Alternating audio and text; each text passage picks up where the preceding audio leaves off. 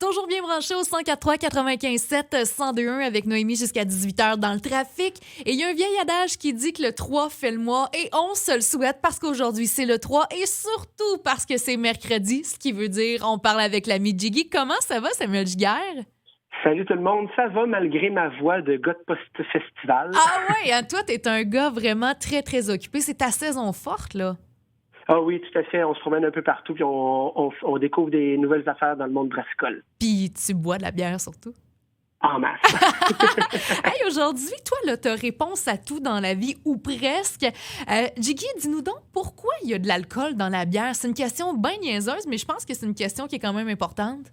Ouais, on parle d'alcool aujourd'hui puis c'est un peu scientifique, mais on va le faire avec plaisir puis facilité.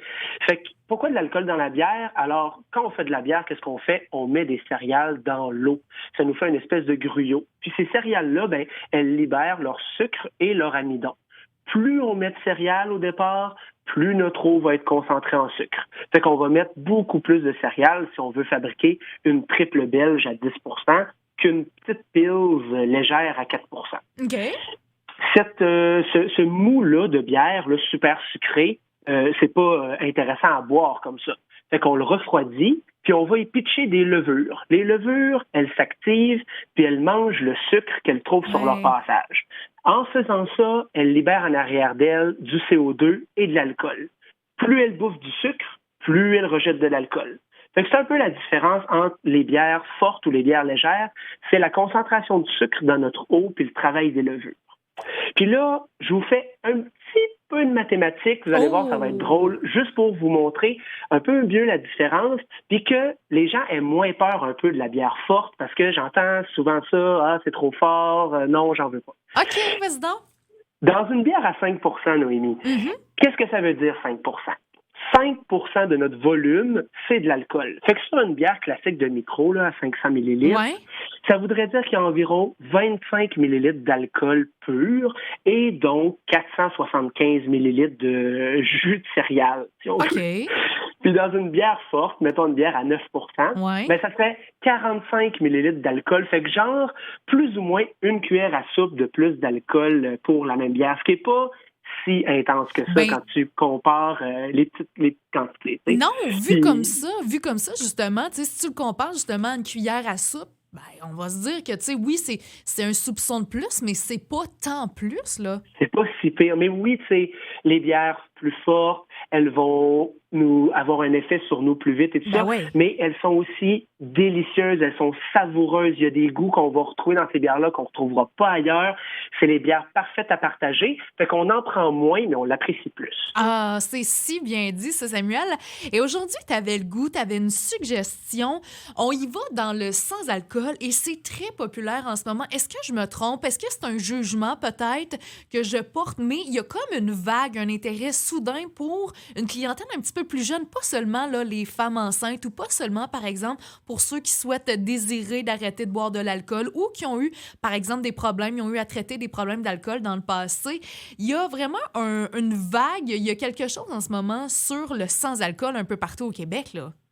Tu as parfaitement raison. C'est pour ça que j'avais le goût d'en parler avec vous autres. Je suis pas un pro de la sans-alcool, mais effectivement, la demande, elle est grandissante et les gens qui recherchent ça, peu importe leur raison, je me rends compte que l'offre est, quand même limitée et les gens se demandent pourquoi. Ils me demandent souvent pourquoi j'en retrouve pas plus, pourquoi c'est pas toutes les microbrasseries qui ont une offre sans alcool. Puis je me dis, je vais leur parler de ça pour un peu démystifier et tout parce que on n'y pense pas, mais en fait, faire de la bonne sans-alcool, c'est un art. C'est vraiment pas si évident que ça parce que la bière, ça goûte la bière à cause de la fermentation.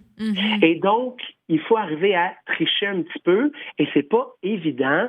Aussi, il y a les grandes brasseries qui sont en mesure de se fournir de machines qui peuvent désalcooliser la bière. Ils peuvent créer de la bière parfaitement standard, la passer par cette machine-là qui va retirer les molécules d'alcool, mais c'est vraiment pas à la portée de tous.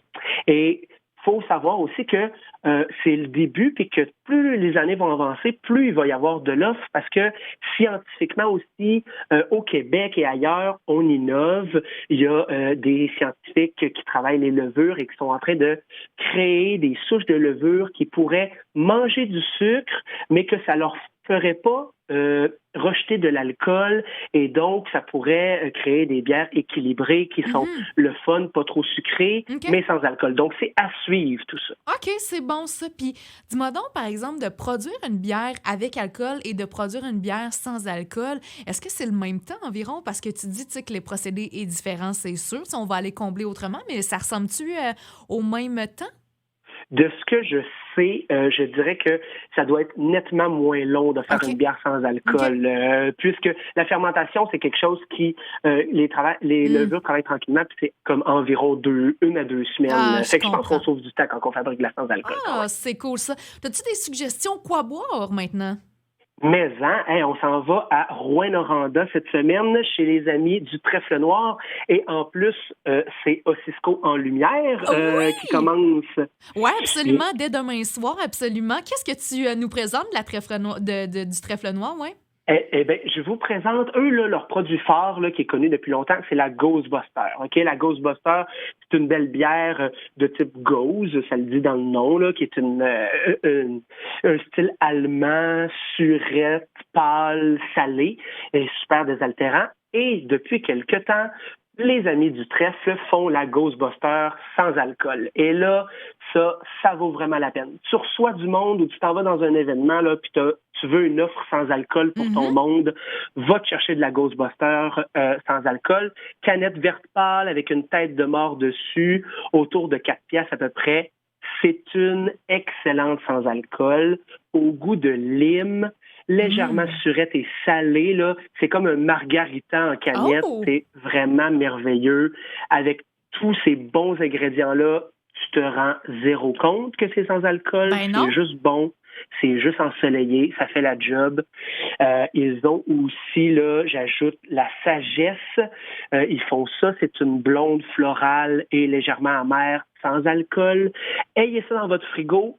On le dira jamais assez, Noémie, là, mais dans une grosse journée chaude, prendre une petite sans alcool entre 2 grosses IPA, là, ça fait la job en motadine. C'est ça, c'est vrai, en effet. Puis tu sais, ça vient combler, justement, tu sais, t'es pas trop magané après. J'adore tes suggestions, puis vraiment, c'est intéressant, sachant que Ossisco en lumière débute demain. Ben écoute, allez faire un petit tour. C'est sûr qu'il va y avoir du monde à la messe. Jiggy, je te le promets, il y a du monde qui va aller essayer tes suggestions. Je te remercie beaucoup, mon ami. Est-ce qu'on te retrouve la semaine prochaine?